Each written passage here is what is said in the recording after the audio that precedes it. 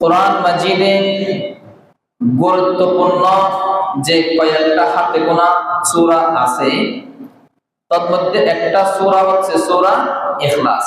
সূরা ইখলাস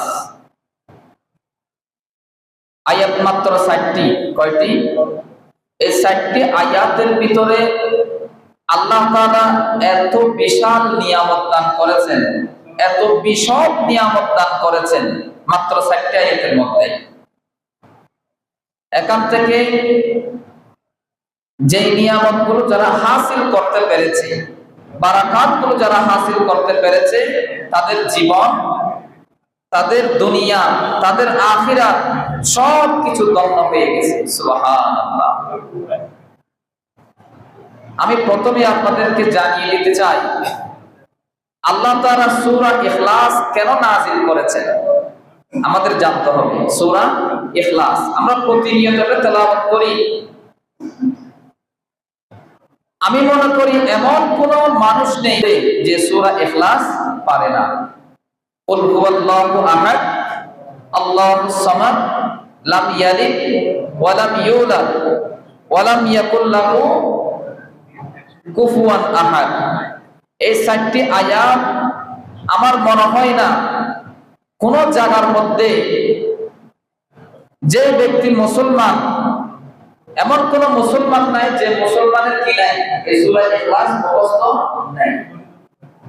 এই সূরা ইখলাসের মহত্ব, মর্যাদা, মর্তবা, ফজিলত এবং শান নুজুল এবং সূরা ইখলাসের অন্যান্য যে সমস্ত নামগুলো আছে আমাদের সেগুলো অবশ্যই জানতে হবে, ঠিক কিনা? আমাদের সেগুলো জানতে হবে, বুঝতে হবে, সে মোতাবেক আমল করতে হবে। সূরা ইখলাস অবতীর্ণ হয়েছিল হযরতে আব্দুল্লাহ ইবনে আব্বাস রাদিয়াল্লাহু তাআলা আনহুমা বর্ণনা দিচ্ছিলেন, ইন্নাল ইয়াহুদা জাউ ইলা রাসূল সাল্লাল্লাহু আলাইহি ওয়াসাল্লাম ওয়া মাআহুম কাব ইবনুল আশরাফ। আল্লাহ রাসূলের দরবারে ইহুদিরা এসেছিল। কারা এসেছিল? ইহুদিরা এসেছিল। তাদের সঙ্গে ছিল কাব ইবনে আশরাফ ছিল। এবং তারা বলতেছেন, ইয়া মুহাম্মাদু হাযা আল্লাহ খালাকাল খালকা। এই আল্লাহ তাআলা সৃষ্টি জগৎকে সৃষ্টি করেছেন। তো তারা জিজ্ঞাসা করতেছেন, ফামান খালাকাল্লাহ, আল্লাহকে কে সৃষ্টি করেছে? আল্লাহকে কে সৃষ্টি করেছেন? ফাকাদিবান নবী সাল্লাল্লাহু আলাইহি ওয়াসাল্লাম, আল্লাহ রাসূল রাগান্বিত হয়ে গেলেন এই কথা শুনে ইহুদিদের। ফানাজালা জিবরাইল ফাসাক্কারাহু, আল্লাহ রাসূলকে সান্ত্বনা দেওয়ার জন্য সূরা ইখলাস এটা অবতীর্ণ করার জন্য মুহূর্তের মধ্যে জিবরাইল আমিন উপস্থিত হয়ে গেলেন। সুবহানাল্লাহ। আল্লাহ রাসূলকে সান্ত্বনা দিলেন এবং বলতেছেন, ইখফির জানাহাকা, আপনার ডানা বিছিয়ে দিন। এরপরে সূরা ইখলাস অবতীর্ণ হয়েছে। সূরা ইখলাস অবতীর্ণ হওয়ার শান নুজুল কয়েকটা দেখতে পাই। আরেকটা শান নুজুল দেখা যায়, আল্লাহ রাসূলের দরবারে এসে মক্কার মুশরিকগণ এসে বলতেছেন, ইয়া মুহাম্মাদু উনসুব রাব্বাকা, আপনার প্রভুর বংশ বিস্তার, বংশ তালিকা আমাদেরকে জানিয়ে দিন, আমাদের মাঝে বর্ণনা করুন। আল্লাহ তাআলার কি কোনো বংশ আছে নাকি? আল্লাহ তাআলার কোনো বংশ নাই। আল্লাহ তাআলার কোনো আত্মীয়তা নাই। আল্লাহ তাআলার কোনো স্ত্রী নাই। আল্লাহ তাআলার কোনো সন্তান নাই। আল্লাহ তাআলার কোনো পরিবার পরিজন নেই। তার কোনো বংশ বিস্তার নেই, নসব নামা নেই, নসল নেই। এরপর তারা জানতে চাচ্ছে কি? আল্লাহ তাআলার নসব নামা আমাদেরকে জানান। আল্লাহ রাসূল সাল্লাল্লাহু আলাইহি সাল্লাম কিছুক্ষণ চুপ থাকলেন। এরপরে জিবরাইল আমিন সূরা ইখলাস নিয়ে হাজির। ইয়া রাসূলুল্লাহ, তারা জানতে চাচ্ছে আল্লাহ তাআলার পরিচয়, আপনি আল্লাহ তাআলার পরিচয় তাদেরকে জানিয়ে দিন। সুবহানাল্লাহ। কোরআনে কারিমে সূরা ইখলাস হচ্ছে আল্লাহ তাআলার পরিচয়। বুঝতে পেরেছেন? সূরা ইখলাস কি? আল্লাহ তাআলার পরিচয়। আল্লাহ তাআলার পরিচয় আল্লাহ কেন জানিয়ে দিলেন? আল্লাহ তাআলার পরিচয় বান্দাদেরকে কেন জানিয়ে দিলেন? এই ধরা দাবিতে মানুষ মূর্তি পূজক ছিল, ঠিক কিনা? বাঁশ পূজা করত, গাছ পূজা করত, দেব দেবী পূজা করত, সূর্য পূজা করত, চন্দ্র পূজা করত, তারা কুকুর পর্যন্ত পূজা করত।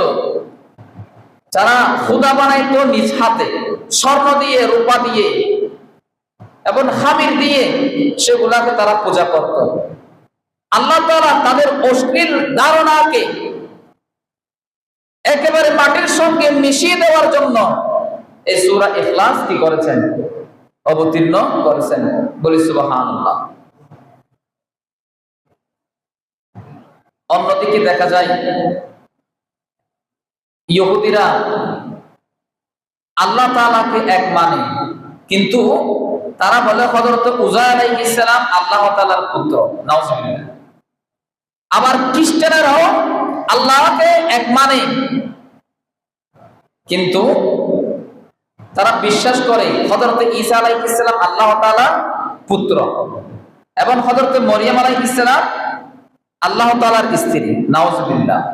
আল্লাহ তাআলা তাদের এই সমস্ত অশ্লীল মন্তব্যকে মিটিয়ে দেওয়ার জন্য, দুলিশ্বাত করে দেওয়ার জন্য সূরা ইখলাস অবতীর্ণ করেছেন। সুবহানাল্লাহ। তারা বিশ্বাস করে, তাদের বিশ্বাস এরকমই ছিল। 10 নম্বর পারা 10 নম্বর পৃষ্ঠার মধ্যখানের আয়াত আল্লাহ বলেন, ওয়াকালাতিল ইয়াহুদু উযাইরুন ইবনুল্লাহি ওয়াকালাতিন নাসারাল মাসীহ ইবনুল্লাহ। ইহুদিরা হযরত উযাইর আলাইহিস সালামকে আল্লাহ তাআলার পুত্র বলে আখ্যায়িত করত, আর খ্রিস্টানেরা হযরত ঈসা আলাইহিস সালামকে আল্লাহ তাআলার পুত্র বলে আখ্যায়িত করত। এটা আল্লাহ নিজে আমাদেরকে জানিয়ে দিলেন। কিন্তু সকল কিছুর জবাব কোথায় রয়ে গেছে? সূরা ইখলাসের মধ্যে। বলি সুবহানাল্লাহ। একই শানে নুজুল সূরা সাফফাতের শুরুতে কয়েকটা আয়াত আল্লাহ অবতীর্ণ করেছেন একই রকম। তাফসীরের মধ্যে এইভাবে লিখেছেন, ইন্নাল মুশরিকিনা আরসালু আমির ইবনে তুফাইল। আমির ইবনে তুফাইল নামে একজন ব্যক্তিকে আল্লাহর পেয়ারা রাসূল সাল্লাল্লাহু আলাইহি ওয়াসাল্লামের কাছে পাঠালেন। তাদের দাবি হচ্ছে, তারা বলতেছেন, শাকাত্তা আসান ওয়া সাবাত্তা আলিহাতানা ওয়া খালাফতা দীন আবিকা।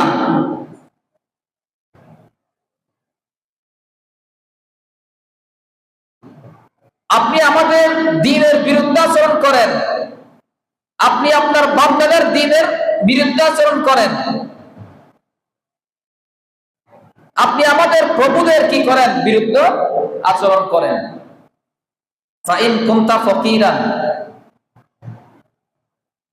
আপনার যদি দরিদ্রতা থাকে, আপনি যদি গরিব হয়ে থাকেন, মুশরিকেরা বলতেছে, আপনাকে আমরা কি বানিয়ে দিব? ধনী বানিয়ে দিব। মক্কার সবচেয়ে ধনী আপনাকে আমরা বানিয়ে দিব। ওয়া ইন কুনতা মাজনুনান, রাসূলকে বলতেছেন, ইয়া মুহাম্মদ, যদি আপনি পাগল হয়ে থাকেন, আদওয়াইনাকা, আপনাকে আপনার চিকিৎসার ব্যবস্থা করব। ওয়া ইন হাওয়াইতা ইমরাআতান যাওয়াজনাকাহা, যদি এমন কোন মহিলা আছে যেই মহিলাকে আপনি পছন্দ করেন, তাহলে অবশ্যই আপনাকে আমরা সবচেয়ে সুন্দর মহিলার ব্যবস্থা করে দিব। কারা বলতেছেন? মুশরিকরা রাসূলকে প্রস্তাব দিচ্ছেন। আল্লাহর রাসূল বলতেছেন, লাস্তু বিফাকিরিন, এই মুশরিকেরা, এই মক্কার কুরাইশেরা, মক্কার কাফেরেরা, মক্কার মুশরিকেরা, আমি কোন দরিদ্র নই। আমি কি নই? আমি একটু আওয়াজ দিয়ে কথা বলবেন, আমরা কি নই? আমি রাসূল কি নই? ফকির নয়, আমি রাসূল দরিদ্র নয়, আমি রাসূল গরীব নয়, ওয়ালা মাজনুনিন, আমি রাসূল পাগল নয়, ওয়ালা হাওয়াইতু ইমরাআতান, আমি কি নয়, কোন নারী লোভী নয়, আনা রাসূলুল্লাহ, আমি একমাত্র আল্লাহ তাআলার রাসূল। সুবহানাল্লাহ বলেন না? আল্লাহর রাসূল বলেন, আদউকুম মিন ইবাদাতিল আসনামি ইলা ইবাদাতিহি, আমি তোমাদেরকে আহ্বান করতেছি, দাওয়াত দিচ্ছি এক আল্লাহর। তোমরা যে সমস্ত মূর্তিগুলার পূজা করো, ওই মূর্তি পূজা থেকে তোমাদেরকে বিরত থাকার জন্য দাওয়াত দিচ্ছি। সুবহানাল্লাহ বলেন না? এই কথা প্রথমে একটা ঘটনা ঘটেছে, এইরকম আলাপচারিতা আমির ইবনে তুফাইলের সঙ্গে আল্লাহ রাসূলের সঙ্গে হয়েছে। তিনি চলে আসলেন, আমি মুহাম্মদকে বুঝিয়েছি তিনি যেন আমাদের কথা রাখেন, তিনি যেন আমাদের কথা যেন রাখেন, বাপদাদার ধর্মের বিরুদ্ধে আচরণ যেন না করে, আমাদের যত খোদা আছে এগুলোর বিরুদ্ধে আচরণ যেন না করে। আমি প্রস্তাব দিয়েছি। আল্লাহ রাসূল কি সে সমস্ত প্রস্তাবগুলো কি মেনেছেন? মেনেছেন? মানে না। এরপর আবারও পাঠালেন, দ্বিতীয়বার পাঠালেন, দ্বিতীয়বার বলতেছেন বাইইন লানা জিনসা মাবুদিকা,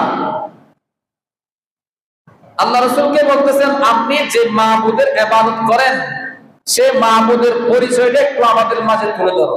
তিনি কেমন, তার বংশ বিস্তার কেমন, তার বাহু কেমন, তার হাত কেমন, তার শরীর কেমন, এগুলো একটু আমাদেরকে বর্ণনা দিন। তখন জিবরাইল আমিন এই সূরা ইখলাস নিয়ে আল্লাহ রাসূলের দরবারে উপস্থিত হয়ে গেলেন, যে আল্লাহ তাআলার পরিচয় জানিয়ে দেওয়ার জন্য। সুবহানাল্লাহ বলেন না? কুল হুয়াল্লাহু আহাদ আল্লাহুস সামাদ লাম ইয়ালিদ ওয়া লাম ইউলাদ ওয়া লাম ইয়াকুল লাহু কুফুয়ান আহাদ। আল্লাহ তাআলার পরিচয় যখন দিয়েছেন, আল্লাহ তাআলার পরিচয়ের মধ্যে কি বলতেছেন? হে রাসূল আপনি তাদেরকে বলুন আল্লাহু হুয়াল্লাহু আহাদ, আল্লাহ একক অদ্বিতীয়। তখন আমির ইবনে তুফাইল বলতেছে আমাদের খোদা আছে 360টি, এই 360টি খোদা থাকার পরেও আমাদের প্রয়োজনীয় বিষয়গুলো মিটাইতে পারে না, আর আপনার একজন খোদা, সে একজন খোদায় কেমনে এত প্রয়োজনগুলো মিটাইতে পারে? নাউজুবিল্লাহ বলেন না? এতগুলা খোদা থাকার পরেও আমাদের প্রয়োজন মিটাইতে পারে না, আমাদেরকে ধনী বানাইতে পারতেছে না, আমরা ফকির ফকিরে রয়ে গেলাম, আমাদেরকে খাদ্য দিতে পারে না, আহার করাইতে পারে না, আমাদের শক্তি দিতে পারে না, এতটা খোদা থাকার পরেও আপনার একটা খোদা মাত্র, তিনি কেমনে পারেন? এই কথা যখন বললেন, আল্লাহ তাআলা আয়াত নাযিল করে দিলেন সূরা সাফফাতের শুরু থেকে, ওয়াস-সাফফাতি সাফফান ফাজ-জাজিরাতি জাজরান ফাত্তালিয়াতি যিকরা ইন্না ইলাহাকুম লাওয়াহিদ। সুবহানাল্লাহ। পরে জিজ্ঞাসা করলেন আপনার প্রভুর কাজ কি, আপনার প্রভু করে কি?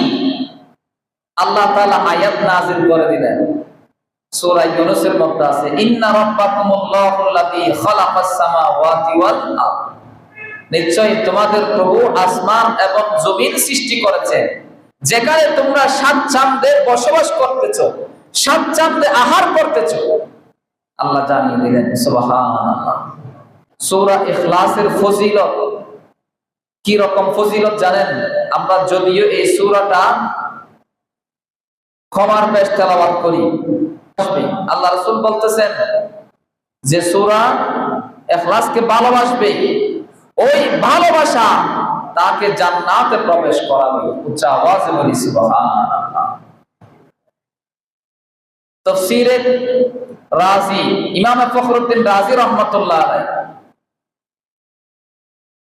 ওনার তাফসীরের মধ্যে লিখতেছেন আন্নাহু কানা জিবরাইল আলাইহিস সালাম মা রাসূল সাল্লাল্লাহু আলাইহি ওয়াসাল্লাম, জিবরাইল আমিন একদিন রাসূলের দরবারে আসছেন, কথাবার্তা বলতেছেন। ইস আকবালা আবু যর গফারি, মুহূর্তের মধ্যে হযরত আবু যর গফারি আসতেছে। আল্লাহ রাসূলের কাছে হযরত আবু যর গফারি আসতেছে। হযরতে আবু যর গফারি রাদিয়াল্লাহু তাআলা আনহু কে দেখে বলতেছেন, জিবরাইল আমিন বলতেছেন, ইয়া রাসূলুল্লাহ ইয়া হাবিবাল্লাহ, হাযা আবু যর গফারি কদ আকবালা, ওই যে আবু যর গফারি আসতেছে। জিবরাইল আমিন বলতেছে, কাকে বলতেছে? রাসূলকে বলতেছে। তো রাসূল বলতেছেন, আতারিফুনাহু, আপনারা কি আবু যর গফারিকে চিনেন নাকি? তখন জিবরাইল আমিন বলতেছেন, হুয়া আশহারু ইনদানা মিনহু ইনদাকুম। ইয়া রাসূলুল্লাহ, আপনি কি বলেন? আবু যর গফারি আপনাদের কাছে যেই রকম ফেমাস, যেই রকম প্রসিদ্ধ, তার চেয়ে আমাদের কাছে ফেরেশতা জগতের মধ্যে আপনাদের চেয়ে বেশি প্রসিদ্ধ লাভ করেছেন। সুবহানাল্লাহ। হযরত আবু যর গফারি উনি ফেরেশতাদের মাঝে এত বেশি ফজিলতপূর্ণ হয়ে গেলেন কেন? আল্লাহ রাসূল জিজ্ঞেস করতেছেন, বিমাযা নালা হাযিহিল ফজিলাত, এই ফজিলত কিভাবে তিনি অর্জন করলেন, এই মর্তবা, এই মর্যাদায় কিভাবে পৌঁছলেন? জিবরাইল আমিন বলতেছেন, আপনার আবু যর গফারি বেশি বেশি সূরা ইখলাস পাঠ করে, এজন্য ফেরেশতা জগতের মধ্যে হযরত আবু যর গফারিকে সবাই চিনি। সুবহানাল্লাহ। কিসের কারণে? বেশি বেশি সূরা ইখলাস পাঠ করে, এই কারণে। তাহলে আজকে থেকে আমরা বেশি বেশি সূরা ইখলাস পাঠ করব তো? বলেন ইনশাআল্লাহ, বলেন ইনশাআল্লাহ। একদিন একজন সাহাবী সূরা ইখলাস পাঠ করতেছে, আল্লাহ রাসূল নিজ কানে শুনেছেন। বলতেছেন, ওয়াজাবা। একজন সাহাবী জিজ্ঞেস করলেন, ইয়া রাসূলুল্লাহ, কি ওয়াজিব হয়ে গেল? আপনি তো সেটা বলেন নাই। রাসূল বলছেন, জান্নাত ওয়াজিব হয়ে গেল। সুবহানাল্লাহ। তাহলে সূরা ইখলাসের ফজিলত আছে না নাই? বলেন না। ইমাম ফখরুদ্দিন রাজি রাহমাতুল্লাহ আলাইহি তার তাফসীরের কিতাবের মধ্যে নোট করতেছে আরেকটা গুরুত্বপূর্ণ হাদিস। জাআ রাজুলুন ইলান নবী সাল্লাল্লাহু আলাইহি ওয়াসাল্লাম ওয়া শাকা ইলাইহিল ফাকরি, একজন লোক আল্লাহর রাসূলের দরবারে আসলেন, আল্লাহর রাসূলকে নিজের দরিদ্রতার কথা বলতেছে। ইয়া রাসূলুল্লাহ, ইয়া হাবিবাল্লাহ, আমি একজন দরিদ্র ব্যক্তি, আমি একজন ফকির ব্যক্তি, আমি একজন অসহায় ব্যক্তি। আমার চলতে ফিরতে, আমার পরিবার চালাইতে অনেক কষ্ট হয়ে যায়। ইয়া রাসূলুল্লাহ, কি করতে পারি? আমাকে এমন কোন আমল দেন যেই আমলের মাধ্যমে আল্লাহ তাআলা আমাকে সম্পদশালী বানিয়ে দেয়। উচ্চ আওয়াজে বলি সুবহানাল্লাহ। আমার রাসূল শুধুমাত্র দুইটা আমল দিলেন। এক নম্বর আমল হলো, আল্লাহ রাসূল বলতেছেন, ইজা দাখালতা ফি বাইতিকা, আয় আমার সাহাবী, তুমি যখন তোমার ঘরে প্রবেশ করবে, কোথায়? যখন তোমার ঘরে প্রবেশ করবে, ফাসাল্লিম ইন কানা ফিহি আহাদুন, ঘরের মধ্যে কেউ থাকলে তাকে সালাম দিবে।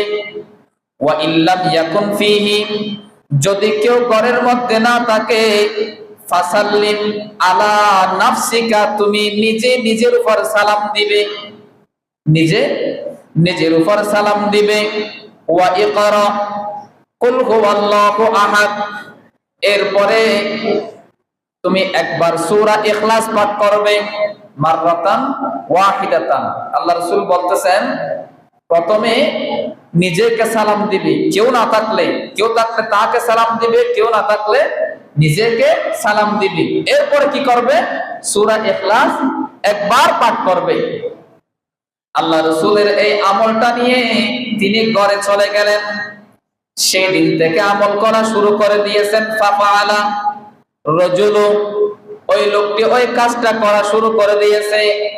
আল্লাহ তাআলা ওই সাহাবীকে এমন সম্পদশালী করে দিয়েছেন, ওই ব্যক্তি যে সমস্ত জিরান আছে, প্রতিবেশী আছে, তাদেরকে এমন ভাবে সম্পদ ডালতেন তারা কল্পনাও করতে পারতো না। আমাদের প্রতিবেশী কিছুদিন আগে কি ছিল? গরিব ছিল, আজকে এত বেশি সম্পদশালী হয়ে গেছে। এই আমাদের প্রতিবেশী আমাদেরকে প্রত্যেকদিন সম্পদ দিতেই থাকে। সুবহানাল্লাহ। আফাদা আলা জিরানিহি, তিনি যেমন ইচ্ছা যে যে রকম চায় প্রতিবেশীরা সেই রকম তাদেরকে দান করতে থাকে, সম্পদ ঢালতে থাকে। সুবহানাল্লাহ বলেন না? তো সম্পদ কখন ঢালতে পারে? যখন নিজের মধ্যে থাকে। নিজের সম্পদশালী হলে তো অপরজনকে সম্পদশালী বানাইতে পারে, ঠিক কিনা? তো আল্লাহ রাসূলের ওই সাহাবী এই আমলটা করেছেন। তো আপনি বলতে পারেন, হুজুর এটা তো সিম্পল একটা আমল, এটা আমিও করতে পারি। হ্যাঁ, আপনিও করতে পারেন, তবে করার মধ্যে ব্যবধান আছে।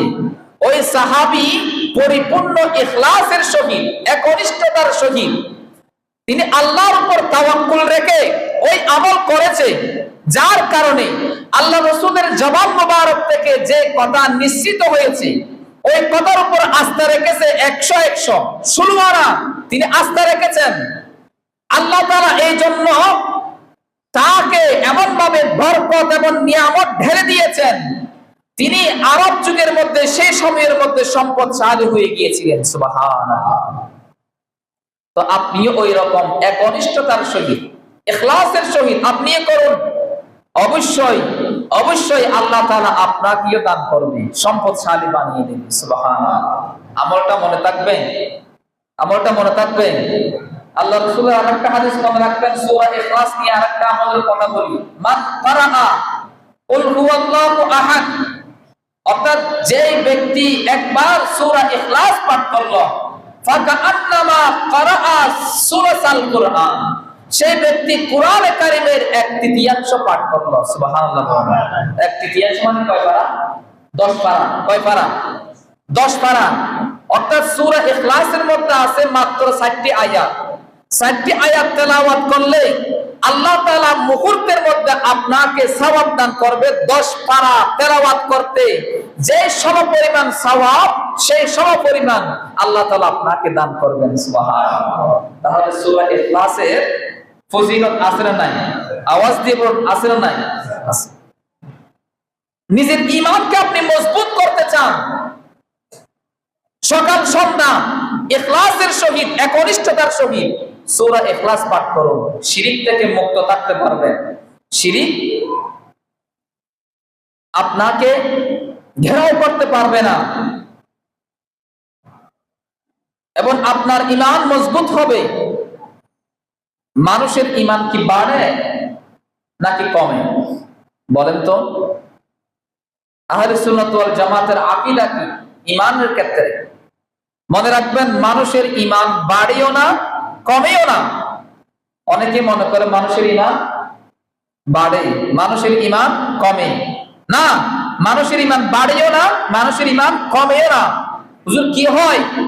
মানুষের ঈমান মজবুত হয়, মানুষের ঈমান দুর্বল হয়। বুঝতে পেরেছেন? তাহলে একটা আকীদা আজকে আমাদের স্পষ্ট হলো। মানুষের ঈমান কি হয়? মজবুত হয়। মানুষের ঈমান দুর্বল হয়।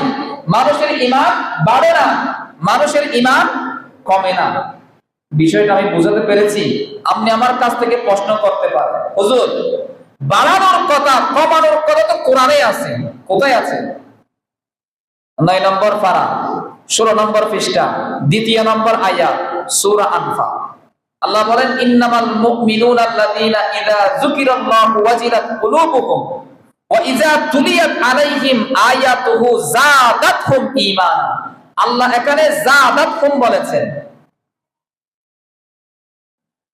যে বান্দার কাছে মুমিনের সংজ্ঞা দিচ্ছেন আল্লাহ এখানে।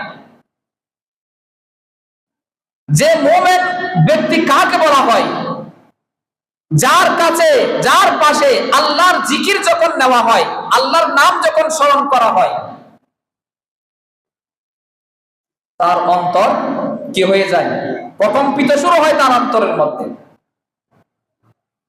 যখন আল্লাহ তাআলার আয়াতগুলো যখন তেলাওয়াত করা হয় তখন তার ঈমান বৃদ্ধি পায়, বেড়ে যায়। এখানে আল্লাহ কি বলেছেন? যাদাতকুম ঈমানা।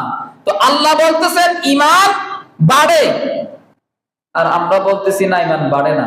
তো সংঘর্ষ হয়ে গেছে না কথা? তো এই কথার জবাব আছে না নাই? আসলে মানুষের ঈমান বাড়ে না। তাফসীর ইবনে কাসিরের মধ্যে লিখতেছেন যাদাতকুম ঈমানা মানে যাদাতকুমুস সিদক, যাদাতকুস সিদকা। মূলত তার ঈমান বাড়ে না, তার সত্যতা, তার সিদিক বেড়ে যায়। সুবহানাল্লাহ বলেন। বুঝতে পেরেছেন? মূলত কি বেড়ে যায়? তার সত্যতা, তার সিদিক, সেটা বেড়ে যায়। মানুষের ঈমান বাড়ে না, মানুষের ঈমান মজবুত হয়, মানুষের ঈমান দুর্বল হয়। বুঝতে পেরেছেন? আল্লাহ তাআলা আমাদের প্রত্যেককে বোঝার তৌফিক দান করে, সবাই বলে আমিন। আপনি যদি নিজের ঈমানকে মজবুত রাখতে চান তাহলে সকাল সন্ধ্যা একনিষ্ঠতার সহিত কি পাঠ করতে হবে? সূরা ইখলাস পাঠ করতে হবে। আপনি চান জান্নাতের মধ্যে আল্লাহ তাআলা আপনার জন্য একটা মহল তৈরি করুক, ফেরেশতারা চাই কি চাই না আমরা? আপনি দৈনিক যদি 10 বার সূরা ইখলাস পাঠ করেন, আল্লাহ তাআলা ওই ব্যক্তির জন্য জান্নাতে একটা মহল তৈরি করেন। 20 বার পাঠ করলে 2টা, আর 30 বার পাঠ করলে 3টা, তার জন্য জান্নাতে মহল তৈরি হয়ে যায়। সুবহানাল্লাহ। আপনি পাঠ করতেছেন কোথায়? দুনিয়াতে, কিন্তু আল্লাহ তাআলা ওইদিকে আপনার জন্য ব্যবস্থা করে রেখেছেন। যখন সেই দিন হিসাব নিকাশ যখন শুরু হয়ে যাবে, আপনি বুঝতে পারবেন না আপনার আমলনামার মধ্যে 3টি মহল জান্নাতের মধ্যে প্রস্তুত করে রেখেছেন। সুবহানাল্লাহ। আল্লাহ চাইলে পারে কি পারে না? আল্লাহ যদি আমাদেরকে জান্নাত দিতে দিতে দিতে দিতে দিতে 1 কোটি সম পরিমাণ জান্নাতও দেয়, আল্লাহ তাআলার কোনো কমতি হবে? বলেন না, কমতি হবে নাকি? আল্লাহ তাআলার কোনো লস হবে নাকি? আমাদেরকে কি করে নিতে হবে? অর্জন করে নিতে হবে। আমরা চাওয়ার মতো চাইতে পারি না, অর্জন করার মতো অর্জন করতে পারি না, ঠিক কিনা? আল্লাহ তাআলা আমাদের প্রত্যেককে বুঝার তৌফিক দান করে, সবাই বলে আমিন। সালাতুন ইয়া রাসূলুল্লাহ আলাইকুম। এবার আসুন এই সূরা ইখলাসের অনুবাদটা একটু শুনুন। আল্লাহ বলতেছেন কুল হুয়াল্লাহু আহাদ। হে রাসূল আপনি বলে দিন, মক্কার মুশরিকগণ যখন আল্লাহ তাআলার পরিচয় জানতে চেয়েছে, রাসূল আপনি আমার পরিচয়টা তাদেরকে জানিয়ে দিন। পরিচয় কি? আল্লাহর পরিচয় কি? হুয়াল্লাহু আহাদ, আল্লাহ একক, আল্লাহ একক, আল্লাহ অদ্বিতীয়, আল্লাহর কোনো কি নাই, কেউ শরীক নাই, আল্লাহর কোনো সন্তান নাই, আল্লাহর কোনো স্ত্রী নাই, আল্লাহর কোনো মা বাবা নেই, শাশুড় শাশুড়ি নেই, আল্লাহর কোনো আত্মীয় স্বজন নেই। ইয়া রাসূলুল্লাহ আপনি সেটা জানিয়ে দিন। সুবহানাল্লাহ বলেন। আল্লাহ কিন্তু এখানে হুয়াল্লাহু ওয়াহিদ বলে নাই। ওয়াহিদ বলেছেন নাকি আহাদ বলেছেন? আহাদ বলেছেন। ওয়াহিদ কেন বলে নাই? জবাব লাগবে। শুনুন, ওয়াহিদ এবং আহাদের মধ্যে ব্যবধান আছে। ওয়াহিদ মানে হচ্ছে কি এক, আর আহাদুন মানে হচ্ছে কি একক। বুঝতে পেরেছেন? আহাদের ভিতরে ওয়াহিদ পাওয়া যায়, আহাদের ভিতরে ওয়াহিদ পাওয়া যায়, ওয়াহিদের ভিতরে আহাদ পাওয়া যায় না। 1 নম্বর উত্তর। 2 নম্বর উত্তর, কেহ যদি বলে, মনে করেন আব্দুল জব্বার, আমি একজন ব্যক্তির নাম বলতেছি, আব্দুল জব্বার লা ইউকাউমিমুহু আহাদুন, একজন আব্দুল জব্বারের সাথে সংঘাত করতে পারে না। কি করতে পারে না? অথবা লড়াই করতে পারে না। তো একজন পারে না, কিন্তু এখান থেকে কি বিষয়টা বের হয়? একজন পারে না, কিন্তু কয়জনে পারে? 2 জনে পারে। কয়জনে পারে? 2 জনে পারে। ইউকাউমিমুহু ইসনানে, 2 জনে পারে। আর যদি আমি বলি আব্দুল জব্বার লা ইউকাউমিমুহু আহাদুন, কেউ আব্দুল জব্বারের সঙ্গে পারে না, লড়তে পারে না, কেউ পারে না, কেউ পারে না। এখানে দুইও আসতেছে না, তিনও আসতেছে না, চারও আসতেছে না। বুঝতে পেরেছেন?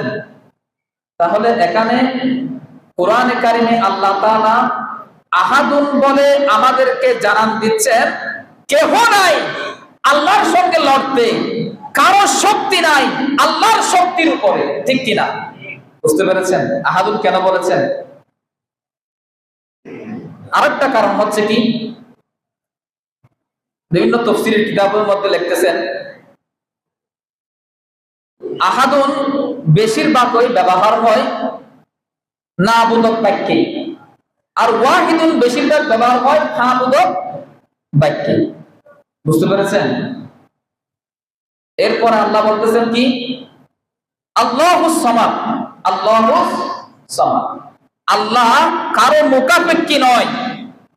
সামাদ শব্দের অর্থ কি? মুখাপেক্ষী নন, বরং সারা জগৎ খোদার ও খোদাই জগৎ তার মুখাপেক্ষী, ঠিক কিনা? সামাদ কাকে বলা হয়? তাফসীরের মধ্যে লেখা হচ্ছে হুয়াস সামাদু, সামাদ বলা হয় হুয়াল মুস্তাগনি আন কুল্লি আহাদিন, সামাদ বলা হয় খোদার ও খোদাই জগতের মধ্যে সকল কিছু থেকে যিনি বিরত থাকেন, যিনি কারো মুখাপেক্ষী হয় না, বরং আল ইহতাজু ইলাইহি কুল্লু ওয়াহিদিন, প্রত্যেকটা বস্তু প্রত্যেক কিছু বরং তার মুখাপেক্ষী হয়। তাকে কি বলা হয়? সামাদ বলা হয়। সামাদ কাকে বলা হয়? যার পানাহারের প্রয়োজন হয় না। সামাদ কাকে বলা হয়? যার কৃতিত্ব, যার ক্ষমতা সর্বত্র বিরাজমান এবং সর্বত্র প্রতিষ্ঠিত, তাকে কি বলা হয়? সামাদ বলা হয়। সামাদ কাকে বলা হয়? যার দিকে সবাই মুহতাজ, যিনি কারো মুহতাজ নন। মুহতাজ সামাদ কাকে বলা হয়? আল্লাহ তাআলার সৃষ্টি জগতের মধ্যে কেহ সমস্যার সম্মুখীন হলে যার মুহতাজ হতে হয়, তাকে কি বলা হয়? সামাদ বলা হয়। এরকম সমাদের অনেক বর্ণনা দিয়েছেন, সমাদের অনেক সংজ্ঞা দিয়েছেন বিভিন্ন তাফসীর। এক কথায় এতটুক আমরা জেনে রাখতে পারি, সমাদ শব্দের অর্থ কি? যিনি কারো মুহতাজ নয়, বরং সবাই তার কি মুহতাজ। লাম ইয়ালিদ, যিনি কাউকে জন্ম দেয় না, ওয়ালাম ইউলাদ, তাকেও জন্ম দেওয়া হয়নি। তার মানে কি বুঝলেন? এই কথার দ্বারা আল্লাহ তাআলা ইহুদি সম্প্রদায় এবং খ্রিস্টান সম্প্রদায়কে জানিয়ে দিলেন, বান্দা তোমরা এতদিন পর্যন্ত আমি আল্লাহকে মনে করেছিলে আমি আল্লাহর সন্তান আছে, আমি আল্লাহর স্ত্রী আছে, তোমরা বলো ঈসা আমার সন্তান, তোমরা বলো মারিয়াম আমার স্ত্রী। আমি তোমাদেরকে জানান দিতে চাই লাম ইয়ালিদ, লাম, তিনি কাউকে জন্ম দেয় না। আল্লাহ তাআলার স্ত্রীর প্রয়োজন হয় না, আল্লাহর কোনো স্ত্রী নাই, আল্লাহর কোনো সন্তান নাই, আল্লাহর কোনো মা বাবা নাই, আল্লাহর কোনো আত্মীয় স্বজন নাই। আর ইহুদি সম্প্রদায় যারা আছে তারা কি বলে? হযরত উযাইর আলাইহিস সালাম আল্লাহ তাআলার সন্তান, আল্লাহ তাআলার পুত্র, নাউজুবিল্লাহ। খ্রিস্টানরা বলে হযরত ঈসা আলাইহিস সালাম আল্লাহ তাআলার পুত্র, হযরত মরিয়ম আলাইহিস সালাম আল্লাহ তাআলার স্ত্রী, নাউজুবিল্লাহ। মাত্র দুইটা বাক্যের মাধ্যমে আল্লাহ তাআলা জবাব দিয়ে দিলেন, এগুলোর সাথে আমি আল্লাহর সাথে কোনো সম্পর্ক নাই। সুবহানাল্লাহ।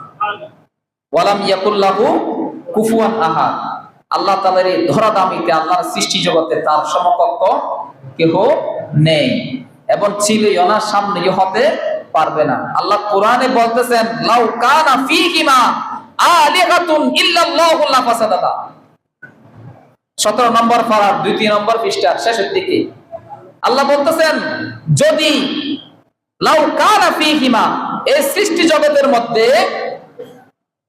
আলিহাতুন একাধিক প্রভু যদি হতো লাফাসাদাতা, এই দুনিয়া ধ্বংস হয়ে যেত। কি হয়ে যেত? কারণ এক কথা বলতেছে আজকে সূর্য কোন দিক দিয়ে উঠতে পারবো?